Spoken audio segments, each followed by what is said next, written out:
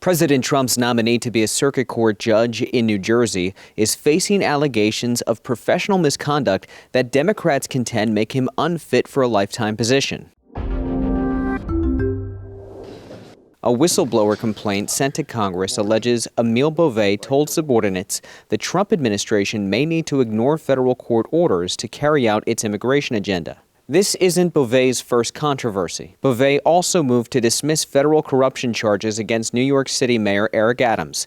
The Trump administration was accused of dropping those charges in exchange for Adams' cooperation with President Trump's immigration raids. We are hearing time and time again from people across the political spectrum and nonpartisan people that this nomination is violative of the shared values we have for who should be on the bench, what their temperament should be, what their respect for the rule of law should be. Bove says the accusations are false. There is a wildly inaccurate caricature of me in the mainstream media.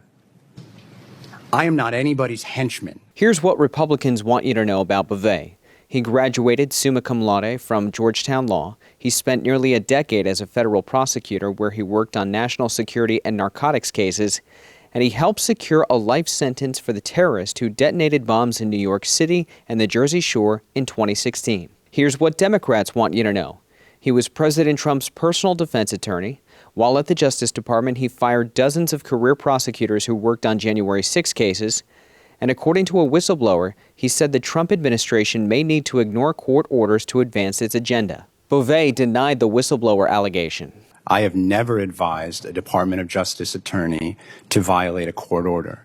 His answer provided insight into his legal philosophy. This is fundamentally a dispute about the challenges posed by the unelected bureaucracy to the unitary executive and to the people that elected the president and put him in office. And what I mean by that is throughout this complaint, there's a suggestion that a line attorney, not even the head of the Office of Immigration Litigation, was in a position or considered himself to be to bind the department's leadership and other cabinet officials. I don't abide that line of thinking in my management style, and I'm not apologetic of that. Judiciary Committee Chairman Chuck Grassley said some of the rhetoric about Bove has crossed the line. He specifically called out Senator Adam Schiff, who called Bove a coward and a fool. This sort of language, this sort of personal tact is just not appropriate and cheapens the process. Turning every nominee into a political punching bag isn't advice and consent. It's smear and obstruct. Historically, the senators who represent the state where the nominee will serve are asked for their approval. If the senators return what's called a blue slip, the nomination can move forward. If the senators withhold the blue slip, then typically the White House looks for a new nominee. In this case, New Jersey Senators Cory Booker and Andy Kim opposed Mr. Bove and were in the process of interviewing alternatives proposed by the White House.